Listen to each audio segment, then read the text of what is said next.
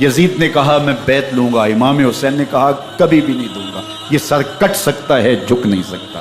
سر کاٹ کے نیزے کی نوک پہ چڑھا دیا گیا، اور یہ اس بات کا اعلان تھا کہ ہم جیت گئے اور حسینی ہار گئے، اور لشکر یزید میں غوغا مچ گیا، نقارے بجنے لگے کہ ہم جیت گئے، دیکھو امام حسین شہید کر دیے گئے، اور سر کاٹ کے نیزے کی نوک پہ چڑھایا گیا۔ لیکن لشکر یزید سے یہ آواز آئی، یہ کیسا سر ہے جو کٹ کے بھی سر بلندی ہے، کٹ گیا ہے پھر بھی اونچا ہے۔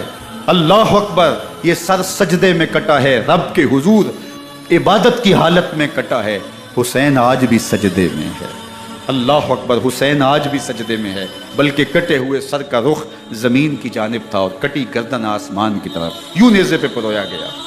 اللہ اکبر، ایک شاعر نے نقشہ کھینچا، بآں کے سر نیزے پہ اور سوئے زمین ہے روح، یعنی سجدہ ثانی کی ہے آرزو۔ رکعت کے 2 سجدے ہوتے ہیں، ابھی ایک سجدہ ہوا تھا کہ دست قاتل نے سر کاٹ دیا، کہا حسین کی پیشانی میں دوسرے سجدے کی تمنا مچل رہی۔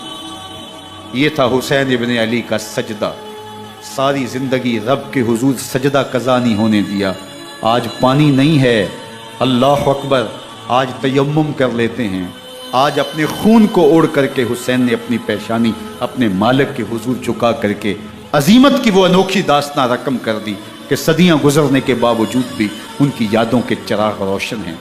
جب حضرت امام حسین اور دوسرے آیان و انصار کو شہید کر دیا گیا تو ان کے سر نیزوں کی نوک پہ چڑھا دیے گئے۔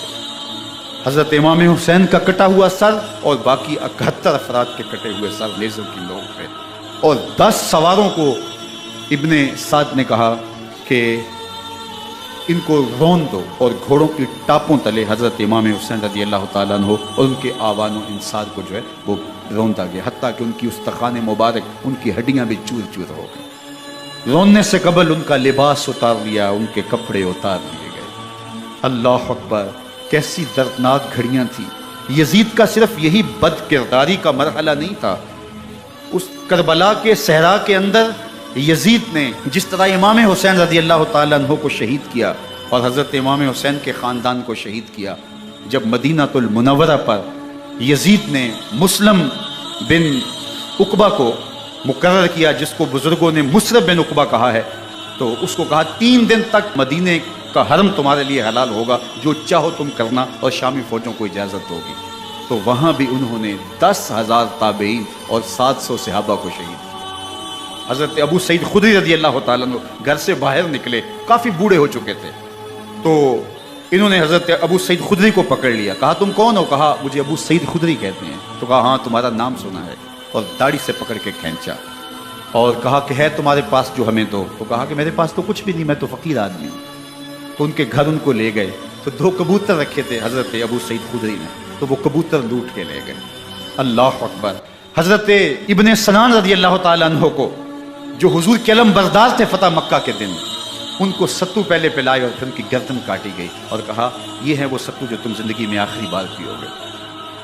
ایک گھر میں داخل ہوئی شامی فوج، تو ایک خاتون کے ابھی بچہ پیدا ہوا تھا، اور قابلہ نے، داہیہ نے وہ بچہ ماں کی چھاتی پہ لٹایا، اور وہ ماں کا پہلا دودھ پی رہا تھا۔ تو یہ جا کے کہنے لگے نکالو تمہارے پاس جو کچھ ہے۔ تو اس خاتون نے کہا تم جانتے ہو یہ بچہ کون ہے؟ انہوں نے کہا ہم نہیں جانتے۔ کہا یہ حضرت ابن ابی کبشہ انماری رضی اللہ تعالیٰ عنہ کا بچہ ہے، اور یہ وہ صحابی ہیں کہ جو بیت الشجرہ کے موقع پہ حضور کے ہاتھ پہ بیعت کرتے ہیں۔ انہوں نے اس چیز کا لحاظ نہ کیا کہ جو کچھ ہے وہ ہمیں دو، ورنہ تیرے بچے کو نہیں چھوڑیں گے۔ تو ماں بچے سے مخاطب ہو کے کہتی ہے، ابھی بچہ پیدا ہوا ہے اور ماں سے پہلا دودھ پی رہا ہے، کہ بیٹے اگر میرے پاس کچھ ہوتا، وہ قیمتی سے قیمتی چیز بھی ہوتی، تیری جان کے لیے قربان کرتی، لیکن اس وقت میرے پاس کچھ ہے نہیں۔ تو ایک شکی آگے بڑھا اور بچے کو ایک ٹانگ سے پکڑ کے کھینچ کے دیوار کے ساتھ پٹک کے مارا، جس سے دماغ کا بھیجا نکل گیا۔ کیا کیا زیادتیاں نہیں کی۔ 700 صحابہ حرہ کے واقعہ میں شہید کیے یزید نے، اور 10,000 تابعین شہید کیے۔ مسجد نبوی میں ممبر رسول کے ساتھ گھوڑے باندھے، اور وہ ممبر رسول اور مصلی رسول کے قریب لید کرتے رہے۔ حضرت سید عبد المسیب فرماتے ہیں میں نابینا تھا اور حضور کے روضہ انور کے پاس بیٹھا تھا، اور یزید کے سپاہی آتے، جو بھی مسجد میں نظر آتا پکڑ کے لے جاتے، مجھے نابینا سمجھ کے چھوڑ دیتے، لیکن میں پریشان تھا کہ ظہر کا وقت ہوگا، عصر کا وقت ہوگا، مغرب عشاء کا وقت ہوگا، نہ اذان، نہ اقامت، نہ جماعت، تو کیسے مجھے پتہ چلے گا کہ نماز کا وقت ہو گیا اور کیسی میری نمازوں کا کیا بنے گا؟ میں اس فکر میں بیٹھا تھا. لم ازل اسمع الاذان والاقامۃ من قبر رسول اللہ صلی اللہ علیہ وآلہ وسلم. فرماتے ہیں جب بھی پھر نماز کا وقت آیا گنبد خضرا سے اذان کی بھی آواز آئی، اقامت کی بھی آواز. 3 دن تک مسجد نبوی کے اندر گھوڑے بندے رہے اور مدینہ کی حرمت پامال کی. مدینہ کے گھروں کے اندر یہ بدکماش داخل ہوئے اور جو بدکاریاں انہوں نے کی کلیجہ منہ کو آتا ہے. 1002 شیزائیں ان بدکاروں کی بدکاریوں کی وجہ سے کواری حالت کے اندر حاملہ ہوئی. 3 دن تک مدینے کا حرم انہوں نے پامال کیا اور پھر مکہ المکرمہ میں کعبۃ اللہ پر گولے برسائے اور کعبہ کا غلاف جل گیا. وہ تو یزید مر گیا اور حضرت عبداللہ ابن زبیر رضی اللہ تعالیٰ عنہ نے اپنی خلافت کا اعلان کیا. یزید کے یہ کرتوت تھے، ادھر اہل مدینہ کو ستایا، ادھر اہل مکہ کو ستایا اور رسول اللہ صلی اللہ علیہ وسلم کے خانوادے کی بے حرمتی اور توہین کی. نہ صرف انہیں قتل کیا گیا، ان کی لاشوں پہ گھوڑے دوڑائے. ابن سعد اور شمر جو ہے وہ خیموں میں داخل ہوا اور مخدرات اسلام کی چادریں چھیننے کی کوشش کی. حضرت زینب سلام اللہ علیہ نے مخاطب ہو کے کہا ہمارے چہرے کے رکھوالے چلے گئے ہیں، ظالم تو خیال نہیں کرتا ہم رسول اللہ کی بیٹیاں ہیں. حضرت شہربانو، حضرت زین العابدین اور حضرت زینب سلام اللہ علیہ ان تینوں کو ایک اونٹ پہ باندھا گیا اور باقی اونٹوں پہ باقی سادات کو، حضور کی شہزادیوں کو باندھا گیا، رسیوں میں جکڑا گیا اور اونٹوں پہ باندھ کر کے کوفے کی جانب آگے آگے شہیدوں کے سر چل رہے ہیں اور پیچھے یہ قافلہ چل رہا ہے. اور جب یہ قافلہ وہاں سے گزرا جہاں لاشیں پڑی تھی، امام زین العابدین 14 سال کے تھے اور بیمار تھے اور ان کا حوصلہ نہ ہوا، وہاں غشی ان کے اوپر آنے لگی. اور وہ منظر ابن کثیر نے، باقی لوگوں سب نے لکھا ہے کہ پھر جب ان کی یہ حالت ہوئی تو پھر سیدہ زینب سلام اللہ علیہ جنہوں نے ابھی تک بڑے حوصلے کے ساتھ ساری مشکلات کا مقابلہ کیا تھا، اب ان کے بندن ٹوٹ گئے اور آنکھوں سے آنسو بہنے لگے اور سیدہ زینب تھے امام حسین رضی اللہ تعالیٰ عنہ کی لاش پہ کھڑے ہو کے، اور وہ روندی ہوئی لاش، ٹوٹی ہوئی ہڈیاں اور وہ برینا بدن، کٹا ہوا سر نیزے کی نوک پہ اور لاش یہ پڑی ہے. تو حضرت سیدہ زینب نے مدینے کی طرف منہ کر کے جو ہے وہ حضور سے فریاد کی، یا محمد آہو، یا محمد آہو، ھذا حسین بالآراء مزمل بالدماء، یا محمد آہو بناتوں کا سبایا. رسول اللہ، اے پیارے آقا، یا جدہ ہو، اے ہمارے نانا محترم، یہ دیکھیے آپ کا حسین پڑا ہوا ہے، بدن سے کپڑے اتار لیے گئے، خاک ہوائیں اڑا رہی ہیں اور اس کے اوپر چادر جو ہے وہ مٹی کی پڑ گئی ہے. حضور آپ کی اولاد کاٹ دی گئی اور پھر کہا بناتوں کا سبایا. حضور دیکھیے آپ کی بیٹیوں کے ہاتھ باندھ دیے گئے ہیں، اونٹوں پہ کس دیا گیا ہے، سر شہیدہ آگے آگے چل رہے ہیں اور حضرت سیدنا امام حسین کا آگے آگے سر ہے.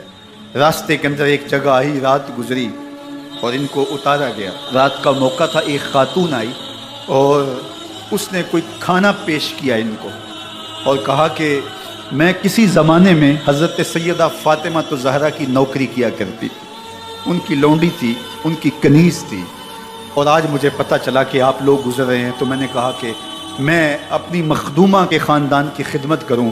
اور پھر اس نے کہا کہ اس وقت سیدہ کی گود میں ایک 6-7 ماہ کی بچی تھی جس کو زینب کہا کرتے تھے.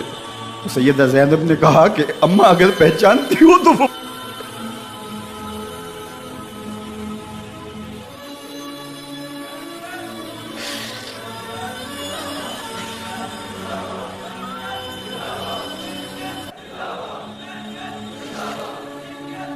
یہ تاراج اور لٹا ہوا کارواں پھر وہاں سے کوفے میں کیسے پہنچا.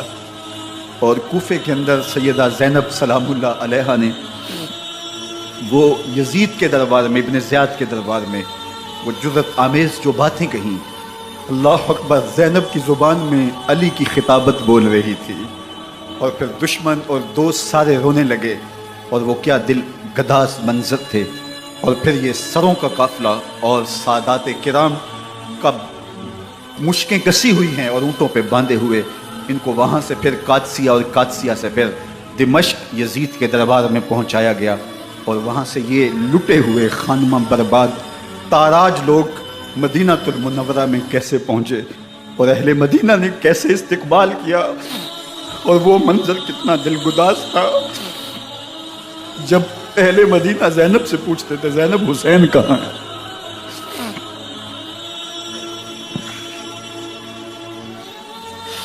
بے مدوت بے وفا، تیرا بھی کیا افسانہ ہے، جس نے اپنی ہی شمع کو گل کیا تو وہ پروانہ ہے۔ اپنے پیغمبر کے شہزادوں کو اور اپنے پیغمبر کی شہزادیوں کو جو دکھ اس امت نے دیے، یہ کائنات کی ایک انوکھی داستان ہے۔ اللہ ہمیں اسوہ شبیری پہ عمل کی توفیق عطا کرے اور ان کے نقوش پاک کی برکتیں دے، اہل بیت کی محبت ہماری روحوں میں جذب کر دے، اور جس عظیمت کے ساتھ، جس حوصلے کے ساتھ انہوں نے دکھوں کو جھیلا، جو دہکتی آگ کے شعلوں پہ سویا وہ حسین، جو جواں بیٹے کی میت پر نہ رویا وہ حسین، جس نے سب کچھ کھو کے کچھ نہ کھویا وہ حسین۔